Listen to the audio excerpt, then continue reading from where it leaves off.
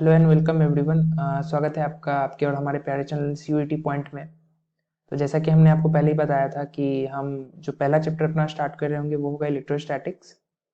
तो यहाँ से हमारा फिजिक्स का जो सिलेबस है वो स्टार्ट हो रहा है। तो आज जो होगा वो हमारा इंट्रोडक्टरी लेक्चर होगा इलेक्ट्रोस्टैटिक्स का, जिसमें हम बेसिक सी चीज़ों को कवर करेंगे, जैसे कि इलेक्ट्रोस्टैटिक्स क्या है, चार्ज क्या होते हैं, प्रॉपर्टीज ऑफ चार्ज के बारे में बात करेंगे और कंडक्टर और इंसुलेटर्स के बारे में बात करेंगे। हमारा जो अगला लेक्चर होगा उसमें हम कूलम्ब्स लॉ से स्टार्ट करेंगे। तो बढ़ते हैं अपने इंट्रोडक्टरी लेक्चर की ओर। Once again welcome to our channel. My self Premraj Shukla and I am your physics and mathematics tutor. तो चलिए स्टार्ट करते हैं। सबसे पहले हम बात करते हैं कि इलेक्ट्रोस्टैटिक्स है क्या। तो इलेक्ट्रोस्टैटिक्स को हम दो पार्ट्स में डिवाइड करते हैं। पहला जो है वो हमारा इलेक्ट्रो, दूसरा है स्टैटिक्स। तो थोड़ा बहुत हम अंदाजा लगा सकते हैं कि इलेक्ट्रो मतलब कहीं चार्ज के बारे में बात कर रहे होंगे, स्टैटिक का मतलब जो स्टैटिक्स जो रुका होता है। तो जब भी हम किसी रेस्ट पे जो चार्ज है उसके कारण उस पर लगने वाले फोर्स, उसके लगने वाले फील्ड के बारे में जब भी हम बात करेंगे, वो किस में आएगा, वो इलेक्ट्रोस्टैटिक्स का पार्ट होगा। तो what is electrostatics? Electrostatic is the branch of physics which studies और which deals with electric charges which are at rest. तो इतनी बात हम समझ गए।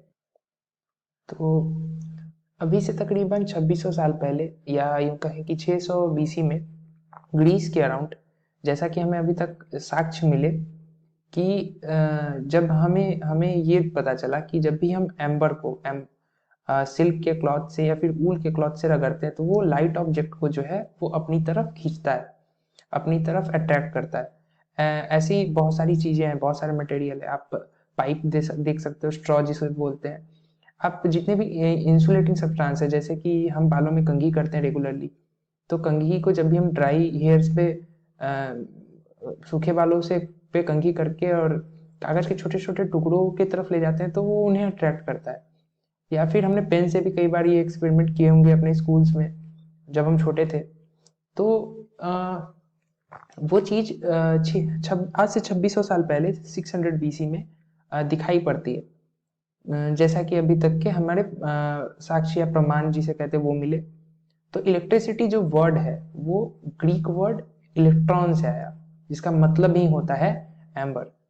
तो आज भी हम अगर ग्लास रॉड को, दो ग्लास रॉड को सिल्क के कपड़े से या फिर ऊल से जब भी हम रब करते हैं दो ग्लास रॉड को, तो वो भी आपस में रिपेल करते हैं एक दूसरे को। तो ये हमारे कुछ एग्जाम्पल्स हैं जो कि स्टैटिक इलेक्ट्रिसिटी के हैं। तो और एक एग्जाम्पल देख लेते हैं कि अगर हम दो पिथ बॉल्स को, जिसे पॉलिस्टीरीन बॉल्स भी बोलते हैं अभी, तो उन दोनों को अगर हम ये ऊल से या फर से जिससे भी क्या रब करते हैं प्लास्टिक रॉड से, तो वो क्या होता है कि वो दोनों आपस में रिपेल करने लगते हैं, क्योंकि दोनों सेम चार्ज रिक्वायर करते हैं।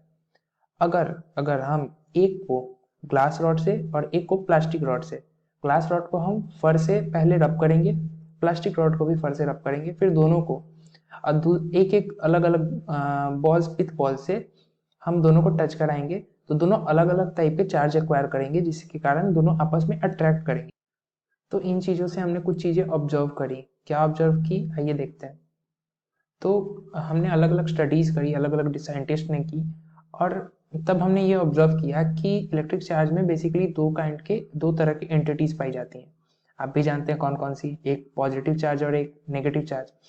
तो जब भी हम प्लास्टिक रॉड को या सिल्क या फर या पिथबॉल, जितने भी हमने अभी बातें की, उन सबको हमने इलेक्ट्रीफाई किया।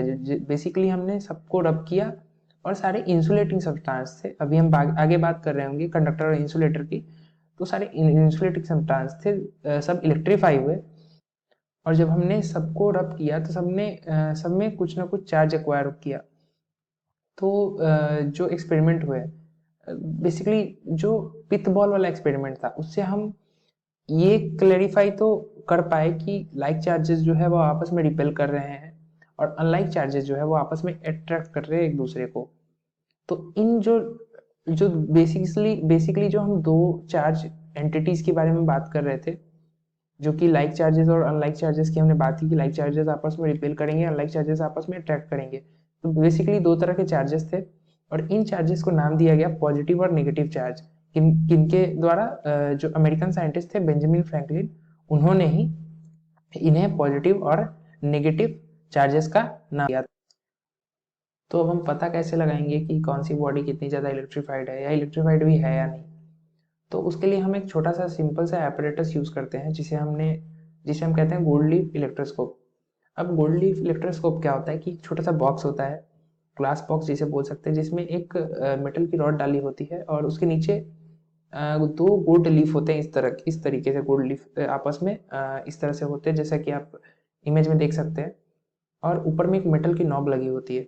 तो जब भी हम किसी ऑब्जेक्ट को, अगर हमें चेक करना है कि वो ऑब्जेक्ट इलेक्ट्रीफाइड है या नहीं, तो जब भी किसी ऑब्जेक्ट को मेटल नॉब में के पास लेके जाते हैं, मेटल नॉब में चिपकाते हैं, तो मेटल नॉब में टच कराने के बाद उसका अगर वो चार्ज है तो वो चार्ज जो है वो नीचे जाएगा और गोल्ड लीफ आपस में डाइवर्ज करेंगे। इसका थोड़ा सा मैकेनिज्म समझते हैं। यहाँ पे हमने ये मेटल नॉब लगाया, ये रही हमारी मेटल की रॉड, और सामने नीचे ये रहे हमारे गोल्ड लीफ। अच्छा तो नहीं बना है, बट मैंने इसे बनाने की कोशिश की। तो अगर हम कोई ऑब्जेक्ट, किसी भी ऑब्जेक्ट को, जो हो सकता है पॉजिटिवली चार्ज हो या निगेटिवली चार्ज हो, मैंने पॉजिटिवली चार्ज ले लिया इस केस में। तो जब भी हम किसी रॉड को, किसी ऑब्जेक्ट को जो पॉजिटिवली चार्ज हो, उसे हम मेटल नॉब में लेके आए और मेटल नॉब में हमने इसे टच कराया, तो मेटल नॉब जो है वो बेसिकली वो भी पॉजिटिवली चार्ज हो गया, और ये पॉजिटिव चार्ज जो है वो धीरे धीरे गोल्ड लीफ पे जो है वो स्प्रेड हो गया। अब हमने पिथबॉल वाला जो है एक्सपेरिमेंट देखा था। पिथबॉल में क्या था कि जब भी दो पिथबॉल को हमने सेम चार्जेस दिए, दोनों जब सिमिलरली चार्ज थे, लाइक चार्जेस थे उन पे, तो उन्होंने आपस में एक दूसरे को रिपेल किया था। तो यहाँ भी वो वही सेम मैकेनिज्म है। अगर हम ये पॉजिटिवली चार्ज हो या फिर निगेटिवली चार्ज हो, जब इन दोनों पे सिमिलर चार्ज आएंगे, इन दोनों लीव्स पे, जब या तो नेगेटिव चार्ज या तो पॉजिटिव चार्ज, जहाँ पे इसमें हम देख सकते हैं दोनों पे पॉजिटिव चार्ज जब आए, तो ये दोनों आपस में रिपेल करेंगे पिथ बॉल की तरफ, तो दोनों लीफ जो है वो आपस में डाइवर्ज कर जाएंगे। तो अगर वो दोनों डाइवर्ज कर रहे हैं, इसका मतलब ये है कि जो ऑब्जेक्ट हमने उसमें टच कराया मेटल नॉब में, वो इलेक्ट्रीफाइड है। और कितना ज़्यादा चार्ज है उस पर, हम कितना ज़्यादा दोनों लीफ डाइवर्ज किया, उससे हम बता सकते हैं कि उस पर अमाउंट ऑफ चार्ज क्या था। So the degree of divergence is an indicator of the amount of charge. तो चलिए अब हम बढ़ते हैं अपने अगले टॉपिक की तरफ, जो है कंडक्टर और इंसुलेटर के बारे में। तो ये तो छोटा सा सिंपल सा टॉपिक है। ऐसे सब्सटेंस जिनके थ्रू इलेक्ट्रिसिटी पास करती है, दो substance which allow electricity to pass through them are called conductor. जैसा कि मेटल, कोई भी मेटल हो गया, ह्यूमन हो गया, एनिमल हो गया, animal bodies, even earth is a conductor, earth is an example of conductor. और जो ऐसे non metal, glass, would, plastic, ये जो चीज़ें हैं, नाइलॉन, सिल्क, ये इलेक्ट्रिसिटी को अपने से पास नहीं होने देती, इन्हें हम इंसुलेटर बोलते हैं। तो आगे बढ़ते हैं हमारे अगले टॉपिक की तरफ, चार्जिंग बाय इंडक्शन। तो हम क्या करते हैं बेसिकली कि दो मेटल स्फेयर जिनका स्टैंड जो है वो इंसुलेटेड है, मतलब चार्ज यहाँ से यहाँ नहीं जा सकता, ऐसे दो मेटल स्फेयर, दोनों के जो स्टैंड है वो इंसुलेटेड है, उन दोनों को आपस में करा रखा है, आपस में टच करा के रखा हुआ है। अब क्या करते हैं, हम एक इलेक्ट्रिक रॉड को, मतलब एक electrified rod, positively charge rod को हम इन दोनों मेटल स्फेयर के पास लेके आते हैं। तो जब भी हम इस रॉड को मेटल स्फेयर के पास लेके आएंगे, तो मेटल स्फेयर पे एक साइड जिधर क्योंकि चूंकि पॉजिटिव रॉड जो है वो पॉजिटिवली चार्ज है, तो एक स्फेयर पे जो होगा वो एक साइड नेगेटिव चार्जेस ज़्यादा जमा हो जाएंगे। क्योंकि इधर पॉजिटिव चार्ज है तो नेगेटिव चार्ज ऑब्वियसली इसकी तरफ अट्रैक्ट होंगे। तो जो दूसरा सिरा है, क्योंकि ये दोनों अभी एक सिंगल एंटिटी है, क्योंकि मेटल में जो है वो इलेक्ट्रॉन इजीली फ्लो होते हैं, तो ये एक सिंगल एंटिटी है अभी। तो इधर नेगेटिव चार्ज पार्टिकल ज़्यादा हैं, तो इधर पॉजिटिव चार्ज पार्टिकल जो है वो ज़्यादा है। अब हम सेम केस में क्या करते हैं कि इन दोनों को अलग कर देते हैं। इन दोनों को जो अभी आपस में टच कर रहे थे, अभी इन दोनों को हमने अलग कर दिया। अब अगले केस में क्या हो गया कि हमने रॉड को जो है, जो हमारा इलेक्ट्रीफाइड रॉड था, उसे भी हटा दिया। हटाने के बाद क्या होगा कि एक स्फीयर पे, चूंकि उस पर नेगेटिव चार्जेस ज़्यादा थे, तो ये नेगेटिवली चार्ज स्फीयर हो गया, जैसा कि इसमें दिख रहा है। और ये जो था, इस पे पॉजिटिव चार्ज ज़्यादा था, तो ये पॉजिटिवली चार्ज स्फीयर हो गया। तो हमने बिना रॉड से इन दोनों मेटल स्फीयर को चार्ज ट्रांसफर किए हुए ही हमने इन दोनों को इलेक्ट्रीफाई कर दिया, इन दोनों मेटल स्फीयर को। तो इसे ही हम चार्जिंग बाय इंडक्शन बोलते हैं।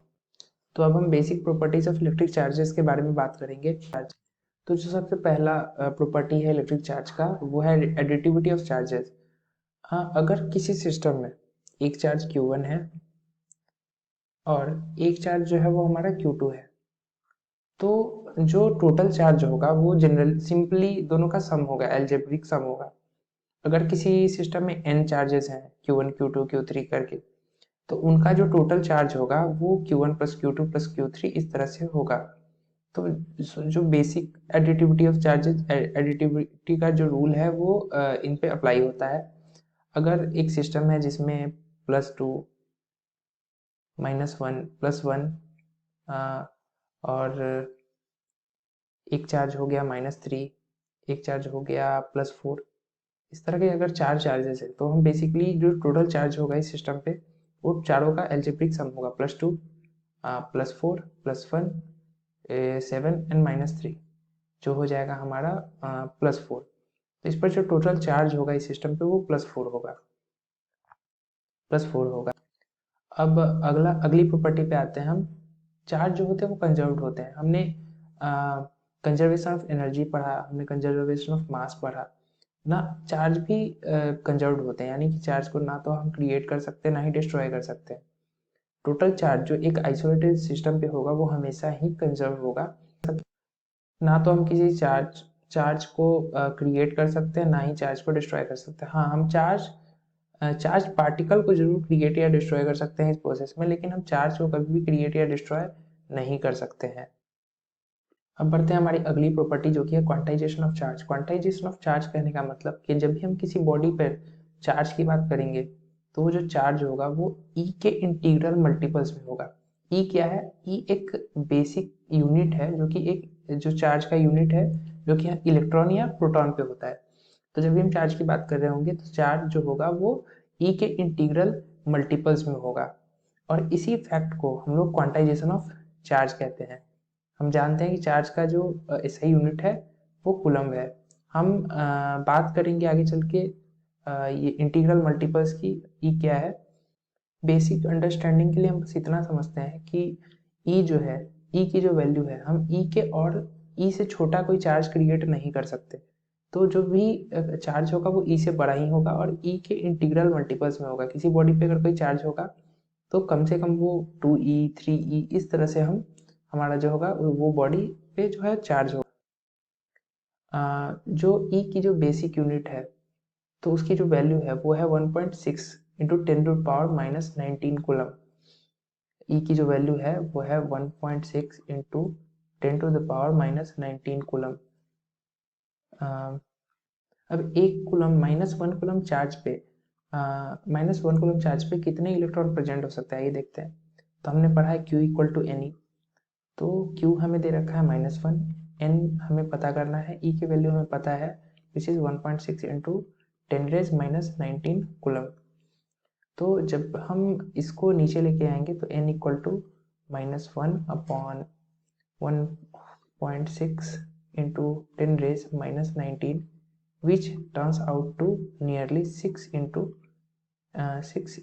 10⁻18 इलेक्ट्रॉन। तो एक कूलम चार्ज पे इतने इलेक्ट्रॉन्स होते हैं, तो ये हमारा जो है वह आज का बेसिक सा टॉपिक था। आगे हम अगले वीडियो में हम बात करेंगे कूलम्स लॉ के बारे में। So stay tuned with us. Thank you so much.